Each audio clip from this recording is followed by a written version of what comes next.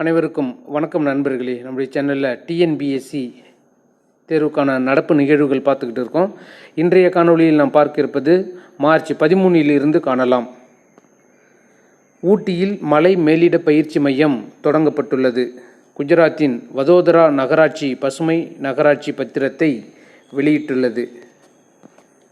இது ஆசியாவின் முதல் பசுமை நகராட்சி பத்திரமாகும்.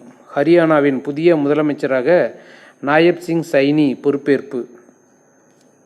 இந்தியாவின் முதல் MH-60R சீஹாக் ஹெலிகாப்டர் கொச்சியின் INS கருடா தளத்தில் இணைக்கப்பட்டது. அமெரிக்காவிடமிருந்து 4ஆம் தலைமுறை 24 MH-60R சீஹாக் ஹெலிகாப்டர்கள் கொள்முதல் செய்ய இந்தியா 2020 ஒப்பந்தம் செய்திருந்தது. அதன்படி தற்போது அமெரிக்கா 6 ஹெலிகாப்டர்களை வழங்கியுள்ளது. தன்னை தாக்க வரும் ஏவுகணைகளை கண்டறிந்து அவற்றிடமிருந்து தற்காத்து கொள்ளும் சாஃப் மற்றும் அகச்சிவப்பு தீப்பொறி அமைப்புகள் இதில் உள்ளன. அதுதான் இதனுடைய சிறப்பம்சம். அஸ்ஸாமின் மஜூலி முகமூடிக்கு புவிசார்பு குறியீடு வழங்கப்பட்டுள்ளது. மொரீஷியஸ் பல்கலைக்கழகம் இந்திய குடியரசுத் தலைவர் முர்மு அவர்களுக்கு கௌரவ டாக்டர் பட்டம் வழங்கியுள்ளது. குடியரசுத் தலைவர் மொரீஷியஸில் வாழும் 7வது தலைமுறை இந்திய வம்சாவளியினருக்கு OCI அங்கீகாரம் வழங்கப்பட உள்ளதாக தெரிவித்துள்ளார். OCI அப்படின்னா வெளிநாடு இந்திய குடியுரிமை தான் OCI அப்படின்னு சொல்கிறோம். இந்தியாவின் முப்படைகள் இணைந்து பாரதி சக்தி என்ற பெயரில் போர் பயிற்சி ராஜஸ்தானின் பொக்ரானில் நடத்தப்பட்டுள்ளது. இந்தியாவின் முதல் இயற்கை எரிவாயு பங்க் குஜராத்தில் துவங்கப்பட்டுள்ளது. WHO எனப்படும் வேர்ல்டு ஹெல்த் ஆர்கனைசேஷன் இதன் தலைமை விஞ்ஞானியான சௌமியா சுவாமிநாதனுக்கு யஷ்வந்த் ராவ் சவான் தேசிய விருது வழங்கப்பட்டுள்ளது. HIV காசநோய் உள்ளிட்ட நோய்களுக்கான ஆராய்ச்சியில் சிறப்பாக செயல்பட்டதற்காக சுவாமிநாதன் அவர்களுக்கு இந்த விருது வழங்கப்பட்டுள்ளது. 17/9/1948 சர்தார் வல்லபாய் பட்டேல் ஆபரேஷன் போலோ என்ற திட்டத்தின் மூலம் ஹைதராபாத் மாநிலத்தை நிஜாம் ஆட்சியிலிருந்து விடுதலை பெற்று தந்தார். இதன் நினைவு கூறும் விதமாக ஆண்டுதோறும் செப்டம்பர் 17 ஹைதராபாத் விடுதலை தினம் கொண்டாடப்பட்டு வருவதாக மத்திய அரசு தெரிவித்துள்ளது. ICC பிப்ரவரி மாத விருதுகள்: சிறந்த வீரர் ஜெய்ஸ்வால் இந்திய வீரர், சிறந்த வீராங்கனை அன்னபெல் சதர்லேண்ட் ஆஸ்திரேலிய வீராங்கனை. அடுத்ததாக மார்ச் 14 சர்வதேச கணித தினம் மற்றும் சர்வதேச பை மேத்தமெட்டிக்கல் சிம்பிள் பை தினமாகவும் கடைபிடிக்கிறோம். நதிகளுக்கான சர்வதேச நடவடிக்கை தினம் மார்ச் 14. உலக சிறுநீரக தினமும் மார்ச் 14. டாடா மோட்டார்ஸ் குழுமம் 900 கோடியில் புதிய வாகன உற்பத்தி தொழிற்சாலையை ராணிப்பேட்டையில் தொடங்க உள்ளது. மத்திய இடைநிலை கல்வி வாரிய தலைவராக ராகுல் சிங் நியமனம். இந்திய கடற்படையில் INS அக்ரோ மற்றும் INS அக்ஷய் கப்பல்கள் இணைக்கப்பட்டுள்ளன. இக்கப்பல்கள் Kolkata garden reach ship builder மற்றும் என்ஜினியர்ஸ் நிறுவனத்தால் தயாரிக்கப்பட்டது. இந்தியாவின் முதல் ஃபியூச்சர் லேப் கேரளாவில் திறக்கப்பட்டுள்ளது. நிதி ஆயோக் ஆலோசகராக நிதி சிப்பர் நியமனம். அரசு வேலை புரியும் பெண்களுக்கு 10 நாட்கள் கூடுதல் விடுமுறையை ஒடிசா மாநிலம் அறிவித்துள்ளது. தேசிய தூய்மை கங்கை இயக்கத்தின் தலைமை இயக்குநராக ராஜீவ் குமார் மிட்டல் நியமனம். சுதந்திர இந்தியாவின் முதல் பொது சிவில் சட்டத்தை கொண்டு வந்துள்ள உத்தரகாண்டின் மசோதாவிற்கு குடியரசுத் தலைவர் ஒப்புதல். அரசமைப்பு சட்டப்பிரிவு 201 கீழ் இவ்வொப்புதல் வழங்கப்பட்டது.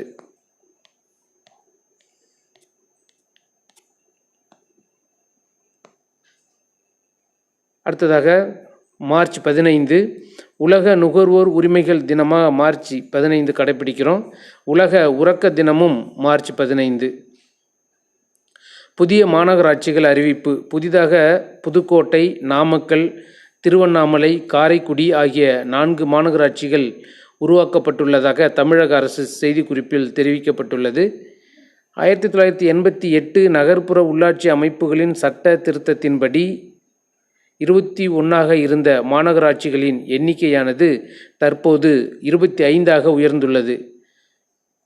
தமிழகத்தில் உள்ள மாநகராட்சிகள் தோற்றம்: சென்னை 1968 செப்டம்பர் 29, மதுரை 1971 மே 1, மூன்றாவது மாநகராட்சி கோவை 1981 ஜூலை 1, திருச்சி 1994 ஜூன் 1, சேலம், அதாவது திருச்சி, சேலம், திருநெல்வேலி மூன்றும் ஒரே நாளில் உதயமான மாநகராட்சிகள். திருச்சி, சேலம், திருநெல்வேலி இவை உருவானது 1994 ஜூன் 1. அடுத்ததாக திருப்பூர் 2008 அக்டோபர் 26.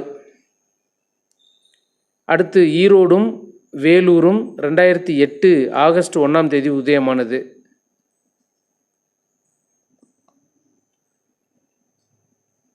தூத்துக்குடி 2008 ஆகஸ்ட் 5 மாநகராட்சியாக உருவானது. அடுத்ததாக தஞ்சாவூர், திண்டுக்கல் இது ரெண்டும் ஒரே டேட்டில் 2014 பிப்ரவரி 19 தஞ்சாவூர், திண்டுக்கல் மாநகராட்சிகள் உதயமாயின. அடுத்ததாக 2019 பிப்ரவரி 14 நாகர்கோயில் மற்றும் ஓசூர் இந்த 2 மாநகராட்சிகளும் ஒரே தேதியில் உருவானது. நாகர்கோயில், ஓசூர் ஆகியவை 2019 பிப்ரவரி 14 உதயமானது. அடுத்ததாக ஆவடி 2019 ஜூன் 19, தாம்பரம் 2021 நவம்பர் 4. அடுத்ததாக காஞ்சிபுரம், கடலூர், கரூர், கும்பகோணம் இவை எல்லாமே ஒரே டேட்டில் எப்போ அப்படின்னா 2021 ஆகஸ்ட் 24 அன்று காஞ்சிபுரம், கடலூர், கரூர், கும்பகோணம் ஆகிய மாநகராட்சிகள், அதோடு சிவகாசியும் இதோடு சேர்ந்து 2021 ஆகஸ்ட் 24 உதயமானது. அடுத்ததாக கடைசியாக இந்த 4 மாநகராட்சிகள் அறிவிப்பதற்கு முன்பாக 21 மாநகராட்சிகள் இருந்துச்சு. தற்போது இப்போ மார்ச் 2024 15 புதுக்கோட்டை, காரைக்குடி, திருவண்ணாமலை, நாமக்கல் ஆகிய 4 மாநகராட்சிகளும் தற்போது உருவாக்கப்பட்டுள்ளது. பின்தங்கிய பிரிவினருக்காக கடனுதவி வழங்க PM ஸ்வராஜ் எனும் போர்ட்டல் மத்திய அரசால் உருவாக்கப்பட்டுள்ளது. உலக பொருளாதார மன்றத்தின் செயற்கை நுண்ணறிவு மையம் கர்நாடகத்தில் துவங்கப்பட உள்ளது. முதல் ஆர்டிஃபிஷியல் இன்டெலிஜென்ஸ் நகரம் லக்னோ, முதல் ஆர்டிஃபிஷியல் இன்டெலிஜென்ஸ் பள்ளி கேரளா, முதல் AI ஆசிரியை பெண் ஆசிரியை உருவாக்கியது கேரளா மாநிலம் உருவாக்கிச்சு, ஐரிஸ் அப்படிங்கிற பெயரில். பீகாரின் பாட்னாவில் இந்தியாவின் முதல் நதி ஓங்கில் எனப்படும் டால்ஃபின் ஆராய்ச்சி மையம் திறக்கப்பட்டுள்ளது. 2009 இந்தியாவின் தேசிய நீர்வாழ் விலங்காக இதை அறிவிப்பு செஞ்சுருந்தாங்க.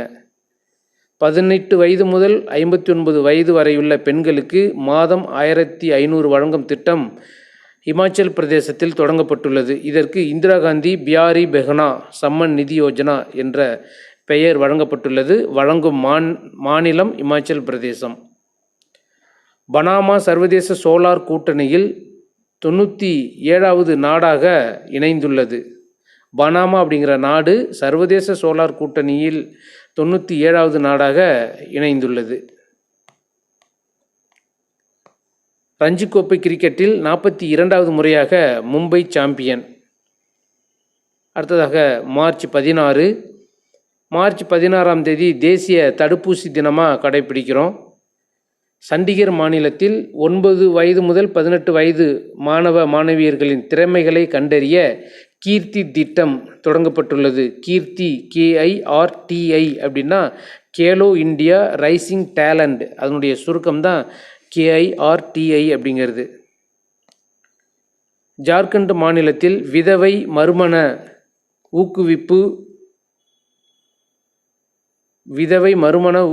மறுமண ஊக்குவிப்பதற்காக வித்வா புனர்வி புரோட்சகன் யோஜனா திட்டம் துவங்கப்பட்டுள்ளது.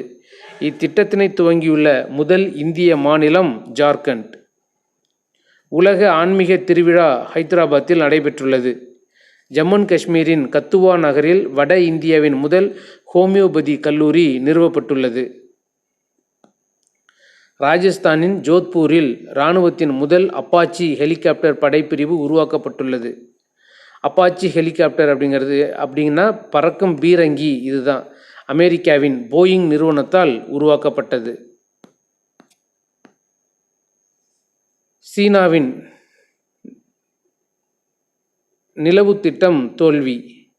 சீனா நிலவை ஆராய்வதற்காக DRO-A&B-2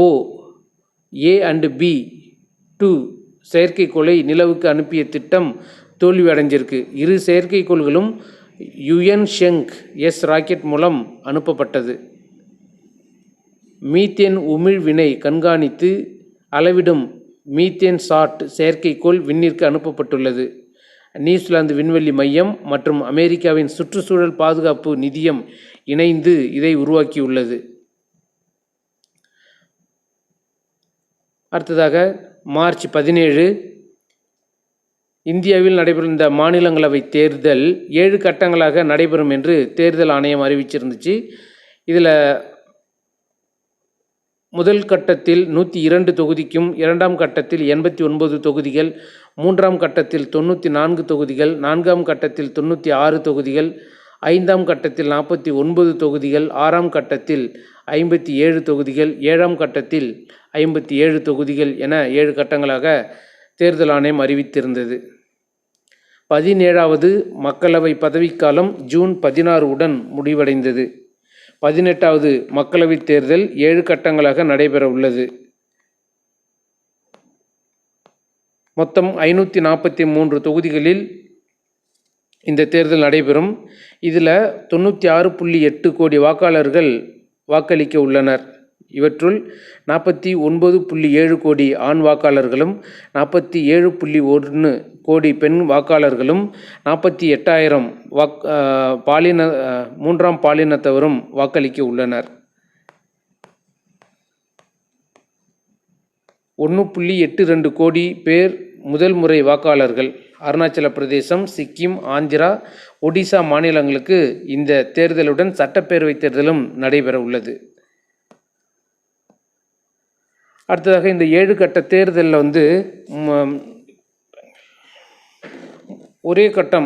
ஒரே கட்டமாக நடைபெறும் மாநிலம் 2 கட்டங்களாக 3 கட்டங்களாகலாம் எங்கெங்கே நடைபெறுது அப்படிங்கிறத இந்த லிஸ்ட் இருக்குது. இதை PDF பார்த்துக்கோங்க. 2வது உலக தமிழ் செம்மொழி மாநாடு 5 நாட்கள் சென்னையில் ஜூன் 2025 நடைபெறும். 2வது உலக தமிழ் செம்மொழி மாநாடு. அப்போது 1வது உலக தமிழ் செம்மொழி மாநாடு கோவையில் 2010 ஜூன் 23 முதல் 27 வரை நடந்தது. அன்றைய முதல்வர் கருணாநிதி தலைமையில் நடந்தது. அடுத்ததாக மார்ச் 18 இந்தியாவின் முதல் தபால் நிலையம் ஆரம்பிக்கப்பட்ட தபால் நிலையத்தை பற்றிய தகவல். 1774 அப்போதைய வங்க கவர்னர் வாரன் ஹேஸ்டிங்ஸ் கொல்கத்தாவில் வைத்த இந்தியாவின் முதல் தபால் நிலையம் இன்று 250 ஆண்டுகளை நிறைவு செய்துள்ளது. 1773ஆம் ஆண்டு இயற்றப்பட்ட புதிய சட்டத்தின் கீழ் வங்கத்தின் முதல் கவர்னர் ஜெனரலாக வாரன் ஹேஸ்டிங்ஸ் நியமிக்கப்பட்டிருந்தார். இதுவே இந்தியாவின் முதல் தபால் நிலையம். அருணாச்சல பிரதேசத்தை தெற்கு திபெத் என கூறும் சீனா அதற்கு ஷாங்னான் என பெயரிட்டுள்ளது. சமீபத்தில் நடந்த TNPSC குரூப் 4 தேர்வில் இந்த வினா இருந்துச்சு. சீனா என்று சொல்லக்கூடிய அருணாச்சல பிரதேசத்திற்கு சீனா வைத்த பெயர் என்ன அப்படின்னா ஷாங்னான் அப்படிங்கிற வினா கேட்டிருந்தாங்க. அடுத்ததாக தேர்தல் நன்கொடை பத்திர திட்டம். இந்த திட்டம் 2018 தொடங்கப்பட்டது. சமீபத்தில் இத்திட்டத்தை உச்சநீதிமன்றம் ரத்து செய்திருந்தது. இந்த திட்டத்தில் இதுவரை நன்கொடை பெற்ற கட்சிகள் விவரம். பாஜக 6986.5 கோடி நன்கொடை வாங்கியிருக்கு. திரிணாமுல் காங்கிரஸ் 1397 கோடி, காங்கிரஸ் 1334 கோடி, தெலுங்கானாவின் பாரத ராஷ்டிர சமிதி 1322 கோடி, ஒடிசாவின் பிஜு ஜனதா தளம் 944.4 கோடி, திமுக 656.6 கோடி, ஆந்திராவின் ஒய்எஸ்ஆர் காங்கிரஸ் 442.8 கோடி நிதி வாங்கியிருக்காங்க. இசை உலகில் திருவையாறு சகோதரர்கள் எனப்படும் எஸ். நரசிம்மன், எஸ். வெங்கடேசன் ஆகியோர் 40 ஆண்டு காலமாக மெலட்டூர் பாகவத மேளா பாரம்பரியத்தில் இசை நிகழ்ச்சிகளை நடத்தி வருகிறார்கள். இவர்களும் வயலின் வித்வான் H.K. நரசிம்ம மூர்த்தியும் இந்த ஆண்டுக்கான TTK விருதுக்கு தேர்வு பண்ணியிருக்காங்க. கர்நாடக இசையில் முனைவர் பட்டம் பெற்றிருக்கும் மார்கரெட் பாஸ்டின் இந்த ஆண்டுக்கான மியூசிக் அகாடமியின் இசை அறிஞர் விருதுக்கு தேர்வு செஞ்சிருக்காங்க. ரஷ்யாவின் அதிபராக ஏற்கனவே 24 ஆண்டுகள் அதிபராக இருந்த புதின் 5வது முறையாகவும் அந்த நாட்டின் அதிபராக தேர்வு பண்ணியிருக்காங்க. பிரதான எதிர்க்கட்சிகள் இல்லாத காரணத்தால் 5வது முறையாக மீண்டும் 6 ஆண்டுகள் அதிபராக தொடர உள்ளார். மற்ற கட்சி தலைவர்கள் நாடு கடத்தப்பட்டதாலும், எதிர்க்கட்சி தலைவர் அலெக்சி நாவல்னி சிறையில் உயிரிழந்ததாலும் புதினுக்கு வெற்றி பெற சூழல் சாதகமாக இருந்தது. காசா போரில் ஹமாஸுக்கு ஆதரவாக ஏமனின் ஹூதி கிளர்ச்சியாளர்கள் செங்கடல் பகுதியில் பயணிக்கும் கப்பல்களை தாக்கி வந்தனர். சோமாலிய கடற்கொள்ளையர்கள் கப்பல்களில் கொள்ளையடிக்கும் செயல்களில் அவ்வப்போது ஈடுபட்டு வருகின்றனர் என்பது நமக்கு தெரியும். இதனிடையே மால்டா நாட்டின் ரூயன் சரக்கு கப்பலை சோமாலியா கொள்ளையர்கள் கடந்த டிசம்பரில் கடத்தினர். அவர்கள் பிற கப்பல்களை கொள்ளையடிக்க இந்த ரூயன் கப்பலை பயன்படுத்தி வந்தனர். இந்த ரூயன் கப்பலை INS கொல்கத்தா போர்க்கப்பல் மார்ச் 13இல் இடைமறித்து INS சுபேத்ரா மற்றும் C-17 போர் விமானம் உதவியுடன் இந்த ரூயன் கப்பல் மற்றும் அதிலிருந்த 17 பணியாளர்களை மீட்டது. நாட்டின் பொருளாதார மண்டலத்தை கண்காணிக்க மாலத்தீவு 3 ஆளில்லா விமானங்களை துருக்கியிடமிருந்து வாங்கியது. இந்தியாவுக்கு எதிரான நிலைப்பாட்டை எடுத்து வரும் மாலத்தீவு அதிபர் முகமது மூயிஸ் சீனா மற்றும் துருக்கியுடன் உறவை பலப்படுத்தி வருகிறார். WPL எனப்படும் உமன்ஸ் பிரீமியர் லீக் 2024 இதனுடைய 2வது season champion Bengaluru Royal Challengers, 2ஆம் இடம் டெல்லி கேபிட்டல்ஸ். இதுக்கு முதலிடம் பரிசு தொகை 6 கோடி. இந்திய பாரா வில்வத்தை வீராங்கனை ஷீதல் தேவியை மாற்றுத்திறனாளிகள் பிரிவில் தேசிய அடையாளமாக இந்திய தேர்தல் ஆணையம் அறிவித்துள்ளது.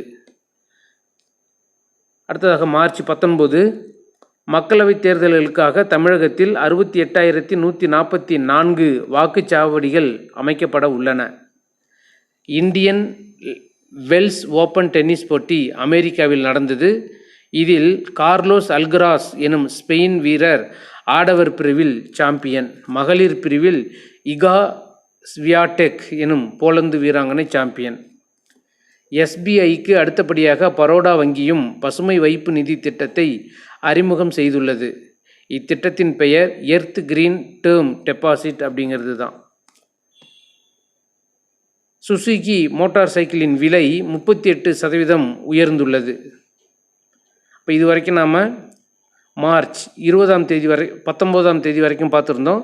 அடுத்த காணொளியில் மார்ச் 20இலிருந்து காணலாம். நன்றி, வணக்கம்.